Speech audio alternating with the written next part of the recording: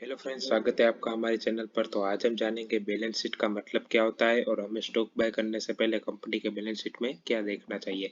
तो balance sheet का मतलब होता है कि किसी भी कंपनी का फाइनेंशियल पोजीशन या तो फिर फाइनेंशियल स्टेटमेंट क्या है वो देखने के लिए हमें बैलेंस शीट देखनी पड़ती है। तो कंपनी की बैलेंस शीट में ऐसा तो क्या होता है, जैसे कि कंपनी की हमें फाइनेंशियल पोजीशन पता चलती है। तो कंपनी की बैलेंस शीट में कंपनी की सभी असेट और सभी लायबिलिटीज होती है। और ये जो बैलेंस शीट होती है वो कंपनी साल में एक बार अपडेट करती है। उसका और इसमें क्या चेंज आया होता है वो भी हमें देखना होता है ईयर ऑन ईयर बेसिस पे। तो कंपनी की जो बैलेंस शीट होती है उसमें कंपनी की लायबिलिटी और असेट भी काफ़ी सारी होती है, जैसे कि current liability, non current liability.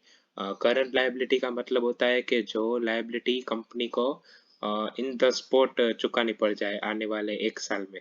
और नॉन करंट लायबिलिटी के जो कंपनी को अभी नहीं चुकाने लेकिन इन फ्यूचर उसको वो लायबिलिटी कंप्लीट कर देनी है, जैसे कि बैंक लोन हो गई 10 ईयर की, उसे नॉन करंट लायबिलिटी कहते हैं। और करंट लायबिलिटी मतलब कि इन द स्पॉट उसको चुकानी पड़ जाए आने वाले एक साल में, जैसे कि किसी बैंक से शॉर्ट टर्म लोन लिया उसे हम करंट लायबिलिटी कहते हैं। वैसे ही करंट असेट और नॉन करंट असेट होता है। करंट असेट मतलब कि कंपनी का जो पैसा होता है, इन्वेस्ट इन्वेस्ट जहाँ पर किया होता है कंपनी ने, वो तुरंत उसको चाहिए तो लिक्विड हो जाए, मतलब उसको केस हाथ में आ जाए, ऐसी जगह पर कंपनी का इन्वेस्टमेंट होता है, उसे करंट असेट कहते हैं। जैसे कि शेयर्स हो गए, उसको कंपनी कभी भी बेच सकती है।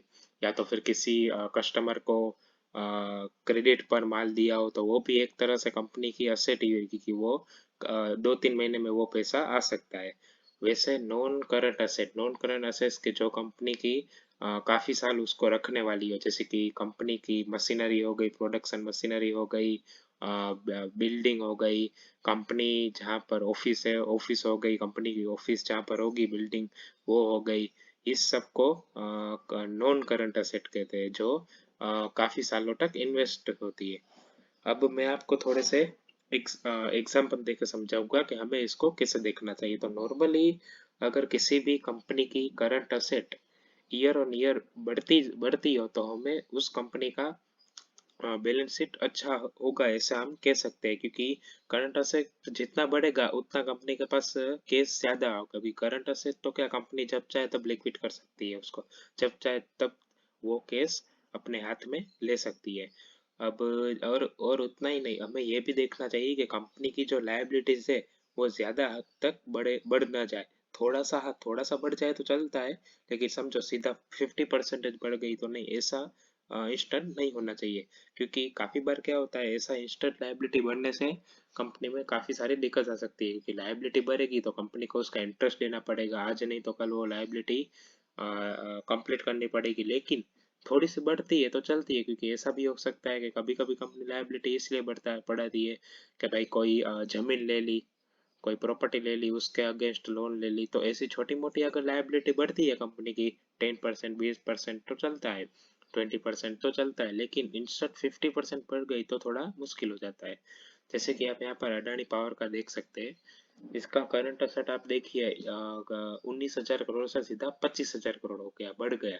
और नॉन करंट असेट नॉर्मली वहीं पर है, लेकिन ठीक है। और आप यहाँ पर इसकी लायबिलिटी भी देख सकते हैं, इसकी लायबिलिटी कम हुई है, 17,000 करोड़ से कुछ 15,000 करोड़ हो गई। और नॉन करंट 38,000 से 22,000 हो गई। तो इसकी बैलेंस शीट सही है।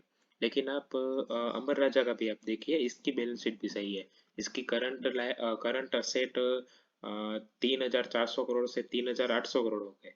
और नॉन करंट एसेट भी 4,500 से 5,100 हो गए। और करंट लायबिलिटी आप देखने जाएंगे तो 1,500 करोड़ से 1,700 करोड़ हो गई। ठीक है, 200 करोड़ ही बढ़ी, इतना तो चलता है। और ओवरऑल आप देखेंगे तो 1,900 करोड़ से 2,100 करोड़ हो गया, 200 करोड़ इतना नॉर्मली कंपनी में चलता है। लेकिन अगर किसी कंपनी की कुछ ज्यादा ही लायबिलिटी बढ़ गई, जैसे कि इसकी 1,500 करोड़ से सीधा कुछ 2,500 करोड़ हो गई, तो हमें थोड़ा सा ध्यान रखना पड़ता है, क्योंकि इसको फिर आगे जाके ये कंप्लीट करनी होती है। लेकिन अगर किसी कंपनी का करंट असेट बढ़ रहा हो और लायबिलिटी भी नॉर्मली चल रही हो तो वो कंपनी की बैलेंस शीट सही है ऐसा हम कह सकते हैं। तो अब फंडामेंटल एनालिसिस में बैलेंस शीट में ये सब देखना काफ़ी ज़रूरी है। अब फंडामेंटल एनालिसिस के बारे में हम और भी ज़्यादा वीडियो हम आगे बनाने वाले हैं। अगर आपको ये सीरीज़ पसंद आ रही हो तो हमारे साथ जुड़े रहिए। अगर आपको ये वीडियो पसंद आया हो तो वीडियो को लाइक करें, शेयर करें, कमेंट करें और हमारे चैनल को सब्सक्राइब करें। Thank you very much.